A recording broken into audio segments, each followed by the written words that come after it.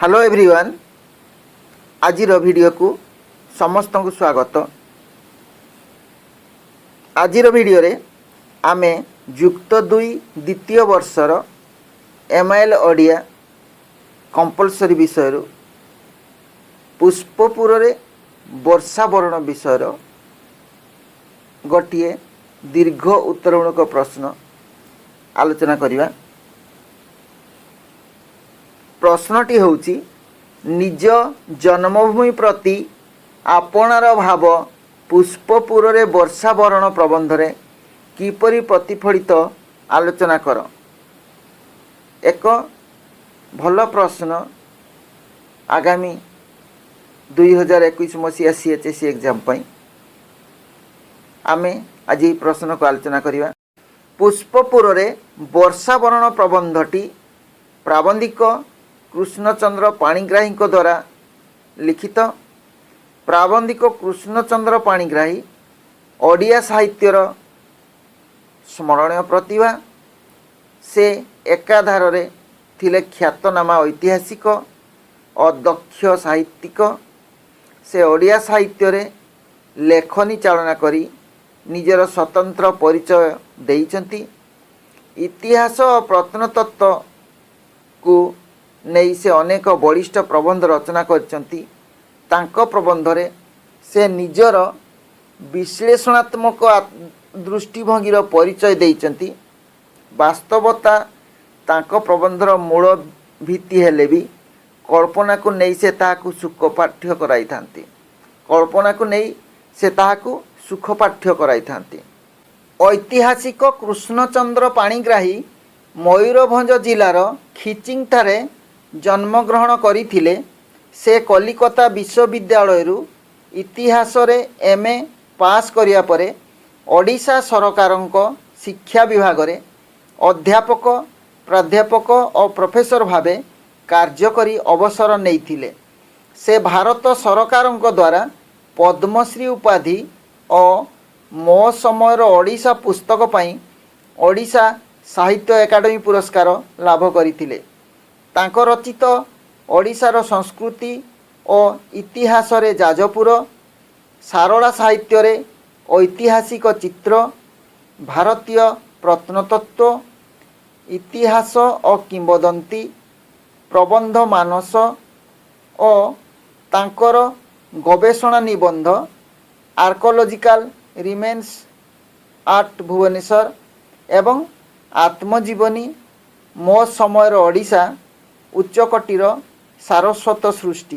पुष्पपुर रे वर्षावरण प्रबंधर पृष्ठभूमि देखिबा।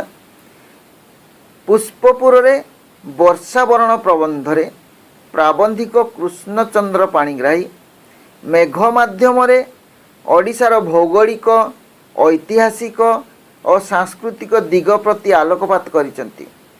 साहित्यर वर्षावरण एक सुप्राचीन परंपरा जेउथिरे मेघ बा वर्षा को दूत करी निज मनर भाव को साहित्यिक माने परिप्रकाश करिथांती।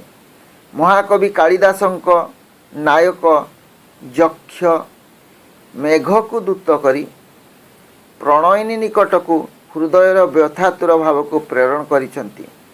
प्राबंधिक अनुरूप धारा को अनुसरण करी निज जन्मभूमिर भौगोलिक और ऐतिहासिक गौरवोज्ज्वल को उल्लेख करिसंती।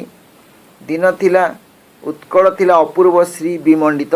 मात्र परवर्ती समय उत्कल तार परवर्ती दायदंक द्वारा होइछि अवहेलिता। प्राबंधिक उक्त प्रबंध माध्यम रे उत्कलर वैशिष्ट्य को प्रकारांतरे परिप्रकाश करुचंती। प्रबंधटी प्राबंधिकंक प्रबंध मानस पुस्तक गृहीत होइछि। वर्तमान आसिबा मूल प्रसंग को आजिर प्रश्न होउछि निज जन्मभूमि प्रति आपणार भाव पुष्पपुर रे वर्षावरण प्रबंध रे किपरि प्रतिफलित आलोचना कर। प्राबंधिक कृष्णचंद्र पाणिग्राही थिले ଜାତୀୟତାବାଦୀ ସାରସ୍ୱତ ସାଧକ। ପ୍ରାବନ୍ଧିକ କୃଷ୍ଣଚନ୍ଦ୍ର ପାଣିଗ୍ରାହୀ ଥିଲେ ଜାତୀୟତାବାଦୀ ସାରସ୍ୱତ ସାଧକ। ପ୍ରତ୍ୟେକ ସାରସ୍ୱତ ସାଧକଙ୍କ କଳାକୃତିରେ ନିଜର ଜନ୍ମଭୂମି ପ୍ରତି ଅଶେଷ ଭଲ ପାଇବା ରହିଥାଏ ଏବଂ ସେମାନଙ୍କ କଳାକୃତିରେ ନିଜ ଜନ୍ମଭୂମିର ବୈଶିଷ୍ଟ୍ୟ ଓ ବୈଚିତ୍ର୍ୟ ସବୁ ପ୍ରକାଶ ପାଇଥାଏ। ପ୍ରାବନ୍ଧିକ ତାଙ୍କର କର୍ମମୟ ଜୀବନରେ ନିଜକୁ ଐତିହାସିକ ଓ ପ୍ରତ୍ନତାତ୍ତ୍ୱିକ ଭାବରେ ପରିଚିତ କରାଇଥିଲେ ବି ନିଜ ଜନ୍ମଭୂମିର ମହତ୍ତ୍ୱ ପ୍ରତିପାଦନ କରିବା ଯେପରି ତାଙ୍କ ଲେଖନୀ ଚାଳନାର ମୂଳ ଲକ୍ଷ୍ୟ ଥିଲା। ସେ ଜଣେ ସାହିତ୍ୟ ସାଧକ ଯାହାଙ୍କ ସାଧନାରେ ସ୍ପଷ୍ଟ ରୂପେ ପ୍ରକାଶ ପାଇଛି ଜନ୍ମଭୂମି ପ୍ରତି ଆପଣାର ଭାବ। ସେ ସମଗ୍ର ଉତ୍କଳକୁ ନିଜର ଜନ୍ମଭୂମି ଭାବେ ଗ୍ରହଣ କରିଛନ୍ତି। ଆଲୋଚ୍ୟ ପ୍ରବନ୍ଧ ପୁଷ୍ପପୁରରେ ବର୍ଷାବରଣ ପ୍ରବନ୍ଧରେ ପ୍ରାବନ୍ଧିକ ଏହି ସତ୍ୟକୁ ପ୍ରମାଣ କରିଛନ୍ତି। ପ୍ରାବନ୍ଧିକ ପାଣିଗ୍ରାହୀ ନିଜର କାର୍ଯ୍ୟ ଉପଲକ୍ଷେ ପୁଷ୍ପପୁରରେ ରହିଛନ୍ତି। ସେହି ରହଣି ସମୟରେ ସେଠାରେ ଉପସ୍ଥିତ ହୋଇଛି ନୂଆ ମେଘ। ସୁପ୍ରାଚୀନ ପରମ୍ପରାକୁ ଆଧାର କରି ସେ ମେଘ ପ୍ରେରଣ କରିଛନ୍ତି ନିଜର ଜନ୍ମଭୂମି ଓଡ଼ିଶାକୁ। ମେଘକୁ ପ୍ରେରଣ କରି ସେ ନିଜ ଜନ୍ମଭୂମି ପ୍ରତି ରହିଥିବା ଆପଣାର ଭାବକୁ ପ୍ରମାଣିତ କରିଛନ୍ତି। ସେ ମେଘକୁ କହିଛନ୍ତି, ଆଜି ଯଦି ମୁଁ ଧୂମ, ଜ୍ୟୋତି ବା ସଲିଳ ହୋଇ ତୋ ସହିତ ମିଶିପାରନ୍ତି, ତେବେ ବାତାୟନ ପଥରେ ଉଡ଼ିଯାଇ ଅଗ୍ରଗତିରେ ମୋର ଜନ୍ମଭୂମିକୁ ତୋତେ ଚିହ୍ନାଇ ଦିଅନ୍ତି। ଲେଖକଙ୍କ ଦୃଷ୍ଟିରେ ପ୍ରାକୃତିକ ଶୋଭା ଥିଲା ସଦା ରୁଚିର। ପୁଗ, ପୁନାଗ, ତାଳ, ତମାଳ, ତାମ୍ବୁଳ ଓ ନାରିକେଳ ବନରେ ସେ ବିଶୋଭିତ। ମହୋଦଧି ବେଳାଭୂମିରେ ସେ ବଳୟିତ। ପୁନଶ୍ଚ ତୁଙ୍ଗ ଶିଖରୀ ସମାକୁଳ ନିବିଡ଼ ବନରାଜିରେ ସେ ଶୋଭାଯୁକ୍ତ। କେବଳ ପ୍ରାକୃତିକ ଶୋଭା ଦୃଷ୍ଟିରୁ ନୁହେଁ, ଲେଖକଙ୍କର ଜନ୍ମଭୂମି କଟିବୀର ପ୍ରସବିନୀ, ଅପୂର୍ବ କୀର୍ତ୍ତି କିରୀଟିନୀ ଓ ସଂସ୍କୃତି ଶାଳିନୀ ବହୁ ବିଶେଷରେ ବିଭୂଷିତ ହେଲେ ବି ସମୟକ୍ରମେ ଓଡ଼ିଶାର ଦାୟଦମାନଙ୍କର ଅଦୂରଦର୍ଶିତା ପାଇଁ ସେ ହୋଇଛି ଶ୍ରୀହୀନା। ପ୍ରାବନ୍ଧିକ କର୍ତ୍ତବ୍ୟ ଆହ୍ୱାନରେ ଜନ୍ମଭୂମିଠାରୁ ଦୂରରେ ରହିଛନ୍ତି ଯାଇ ପୁଷ୍ପପୁରରେ। ସେଠାରେ ରହି ସେ ଦେଖୁଛନ୍ତି ନୂଆ ମେଘକୁ। ଆକାଶରେ ନୂଆ ମେଘ ଦେଖାଦେଇଛି। ତାଙ୍କ ମନରେ ଦେଶପ୍ରେମ ଜାଗ୍ରତ ହେଇଛି। ସେ ମେଘକୁ ସେ ଦୂତ ଭାବରେ ପ୍ରେରଣା କରି ଉତ୍କଳର ବିଭିନ୍ନ ସ୍ଥାନର ମହତ୍ତ୍ୱକୁ ପୁଷ୍ପପୁରରେ ବର୍ଷାବରଣ କବିତା ମାଧ୍ୟମରେ ସୁନ୍ଦର ଭାବରେ ପ୍ରକାଶ କରିଛନ୍ତି। ସେ ଭାବିଛନ୍ତି ମେଘକୁ ଦେଖି ଯେ ମୋ ଦେଶ ବା ମୋ ରାଜ୍ୟ ଉତ୍କଳ, ଯେଉଁଠି ବର୍ଷାର ଅଭାବ ଦେଖାଦିଏ ସବୁବେଳେ, ମେଘ ଯାଆନ୍ତା ଏବଂ ଯାଇ ମୋର ଉତ୍କଳକୁ ଭିଜେଇ ଦିଅନ୍ତା। ତେଣୁ ତା ଭିତରେ ସେ ମେଘକୁ ପ୍ରେରଣା କରିବା ଭିତରେ ଉତ୍କଳର ବିଭିନ୍ନ ସ୍ଥାନର ମହତ୍ତ୍ୱକୁ ସେ ପୁଷ୍ପପୁରର ବର୍ଷାବରଣ କବିତା ମାଧ୍ୟମରେ ସୁନ୍ଦର ଭାବରେ ପ୍ରକାଶ କରିଛନ୍ତି। ପ୍ରାବନ୍ଧିକ ମାନସିକ ସ୍ତରରେ ବା ତାଙ୍କର ମନ ଯାଇ ଉତ୍କଳରେ ବିଚରଣ କରୁଛି। ମେଘକୁ ଦେଖି ତାଙ୍କର ମନ ଉତ୍କଳରେ ବିଚରଣ କରୁଛି। ସେ ମେଘକୁ ସମ୍ବୋଧନ କରି କହିଛନ୍ତି, ଆଜି ଯଦି ମୁଁ ଧୂମ, ଜ୍ୟୋତି ବା ସଲିଳ ହୋଇ ତୋ ସହିତ ମିଶି ପାରନ୍ତି। ହେଲା, ଧୂମ ମାନେ ଧୂଆଁ, ଜ୍ୟୋତି ମାନେ ଆଲୋକ, ସଲିଳ ମାନେ ଜଳ। ତାହେଲେ ଧୂଆଁ ହୋଇ ବା ଆଲୋକ ହୋଇ ବା ସଲିଳ ବା ପାଣି ହୋଇ ଜଳ ହୋଇ ତୋ ସହିତ ମିଶି ପାରନ୍ତି। ତୋ ସହିତ କହିଲେ ମେଘ ସହିତ ସେ ଯଦି ମିଶି ପାରନ୍ତେ ତେବେ ବାତାୟନ ପଥରେ ଉଡ଼ିଯାଏ। ବାତାୟନ କହିଲେ ଝରକା, ସେ ଯେଉଁ ଘରେ ରହୁଥିଲେ ତାର ଝରକା। ଝରକା ପଥରେ ଉଡ଼ିଯାଇ ଅଗ୍ରଗତିରେ ଖୁବ୍ ଦ୍ରୁତ ଗତିରେ ଯାଇ ମୋର ଜନଭୂମିକୁ ତୋତେ ଚିହ୍ନେଇ ଦିଅନ୍ତି। ହେଲା, ତାହେଲେ ଆଜି ଯଦି ମୁଁ ଧୂମ ବା ଜ୍ୟୋତି ବା ସଲିଳ ହୋଇ ତୋ ସହିତ ମିଶି ପାରନ୍ତି ତେବେ ବାତାୟନ ପଥରେ ଉଡ଼ିଯାଇ ଅଗ୍ରଗତିରେ ମୋର ଜନ୍ମଭୂମିକୁ ତୋତେ ଚିହ୍ନାଇ ଦିଅନ୍ତି। ମୋର ଜନ୍ମଭୂମି ଉତ୍କଳକୁ ଚିହ୍ନାଇ ଦିଅନ୍ତି। ଓଡ଼ିଶାର ପ୍ରାକୃତିକ ଶୋଭା ସଦାସର୍ବଦା ରୁଚିକର ହୋଇଥାଏ। ଓଡ଼ିଶାକୁ ଯିଏ ଆସେ ସେ ଭଲ ପାଇଥାଏ। ଓଡ଼ିଶାର ପ୍ରାକୃତିକ ଶୋଭା ସେଇ ଟାଇପ୍ର। ପୁଗ ପୁନାଗ ତାଳ ତମାଳ ତାମ୍ବୁଳ ନାରିକେଳ ବନରେ ବିଶୋଭିତ ମହୋଦଧି ବେଳାରେ ସେ ବଳୟିତ। ପୁଗ, ପୁଗ ମାନେ କ'ଣ? ପୁଗ ମାନେ ଗୁଆ। ଓଡ଼ିଶାରେ ଗୁଆ ଗଛ ବହୁତ ଦେଖାଯାଏ। ତାପରେ ପୁନାଗ, ପୁନାଗ ପଲାଙ୍ଗ ଯେଉଁଟା କୁହାଯାଏ, ପଲାଙ୍ଗ। ଆମ ଓଡ଼ିଶାର ବଣ ଜଙ୍ଗଲରେ ପଲାଙ୍ଗ ଲଟା ଯେଉଁଟା ପ୍ରଚୁର ପରିମାଣରେ ଦେଖାଯାଏ। ଯୁଆଡ଼େ ଯିବେ ପଲାଙ୍ଗ। ଏବେ ପ୍ରାୟ କିଛି କମିଗଲାଣି ବଣ ଜଙ୍ଗଲ ନଷ୍ଟ ହେବାରୁ। ଆଉ ଗୋଟେ କ'ଣ, ତାଳ। ତାଳ ତ ସମସ୍ତେ ଜାଣିଛନ୍ତି। ତମାଳ ଖଜୁରୀ, ତାଳ ସହିତ ତମାଳ ସବୁବେଳେ ଥାଏ। ତାମ୍ବୁଳ ମାନେ ଆକ୍ଚୁଆଲି ପାନ। ଓଡ଼ିଶାର ଘରେ ଘରେ ପାନକୁ ଆଦର କରାଯାଏ। ପର୍ବପର୍ବାଣି, ବିବାହ ଉତ୍ସବ ସବୁଥିରେ ପାନର ବ୍ୟବହାର ଥାଏ। ତାକୁ ତାମ୍ବୁଳ କୁହାଯାଏ। ଓଡ଼ିଶାରେ ପାନ ଗଛ ପ୍ରଚୁର ପରିମାଣ ବଢ଼ିଥାଏ। ଯୁଆଡ଼େ ଯିବେ ଉପକୂଳବର୍ତ୍ତୀ ଅଞ୍ଚଳରେ କ'ଣ ପାନ ଗଛ ଦେଖିବାକୁ ମିଳିଥାଏ।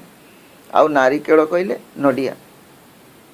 ଏସବୁ ଗଛରେ ସର୍ବଦା ବିଶୋଭିତ ଓଡ଼ିଶାର ମାଟି। ସେ ପୁଣି କହିଛନ୍ତି ତାଙ୍କର ଜନ୍ମଭୂମି କଟିବୀର ପ୍ରସବିନୀ।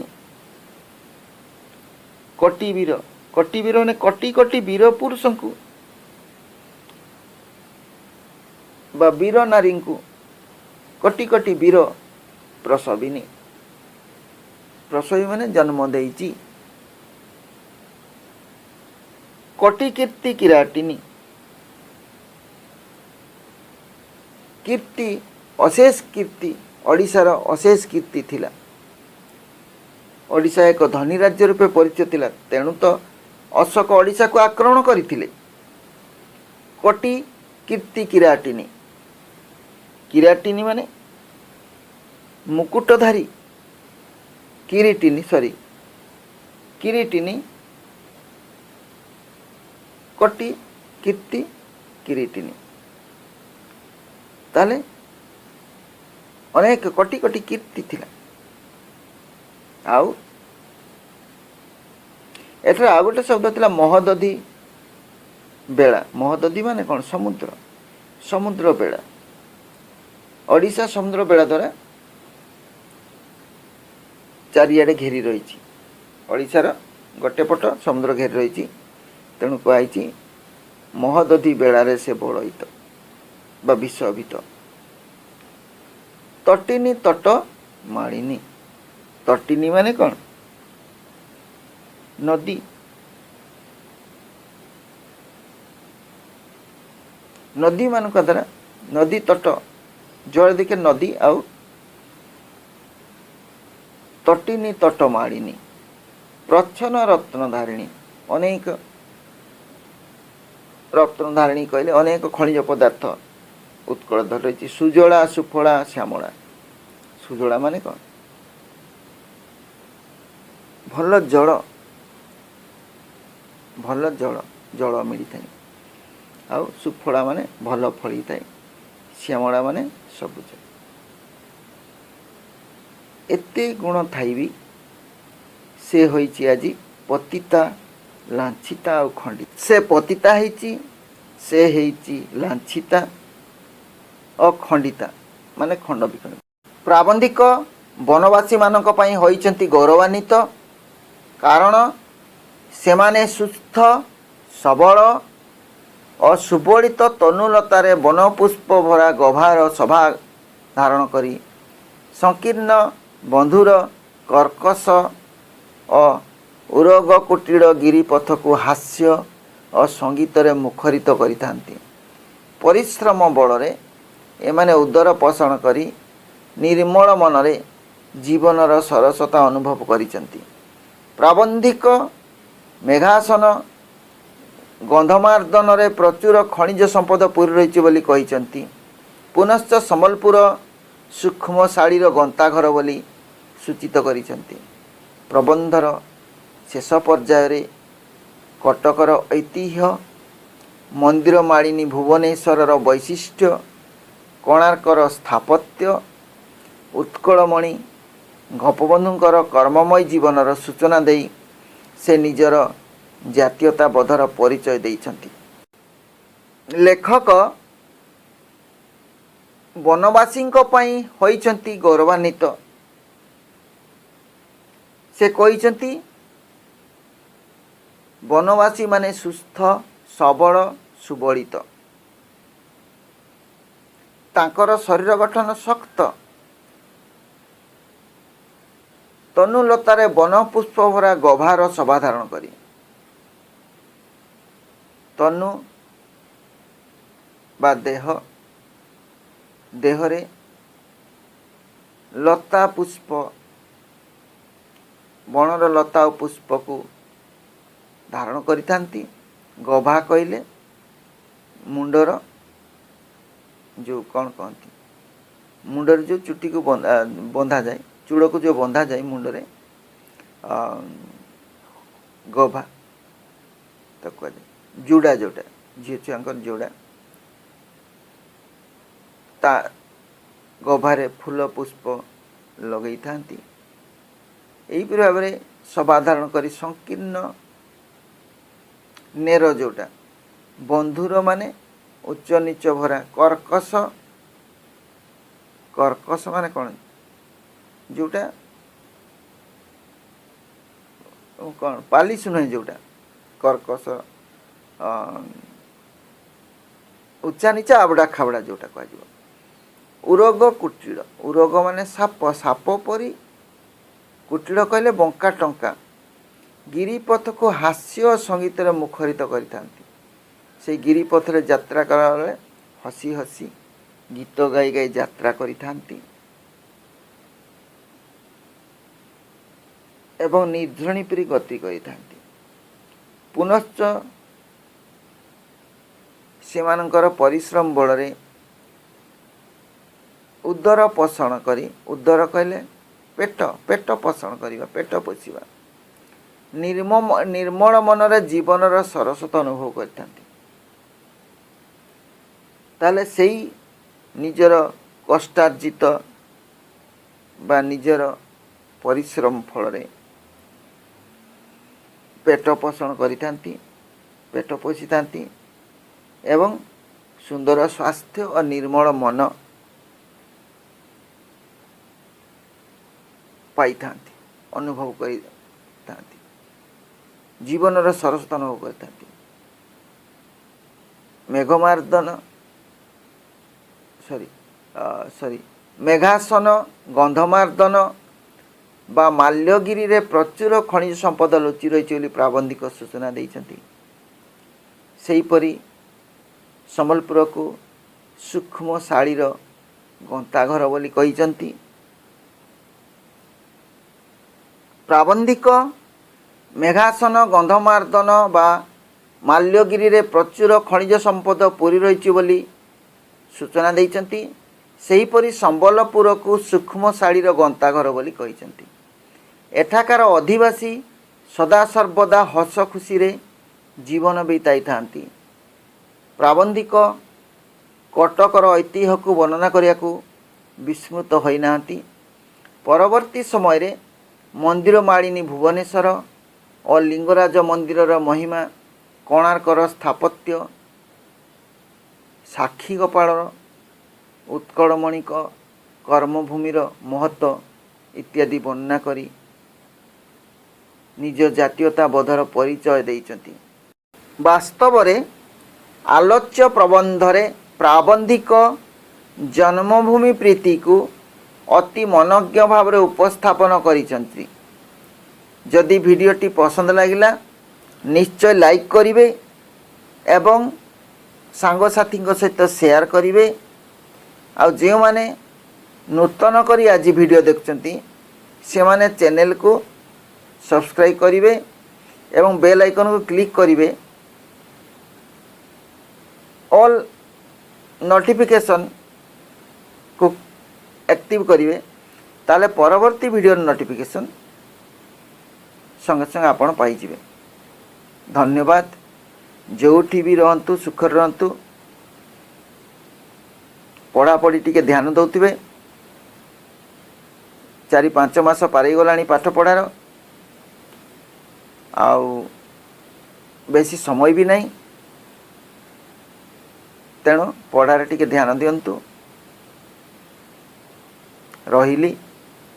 Thanks for watching.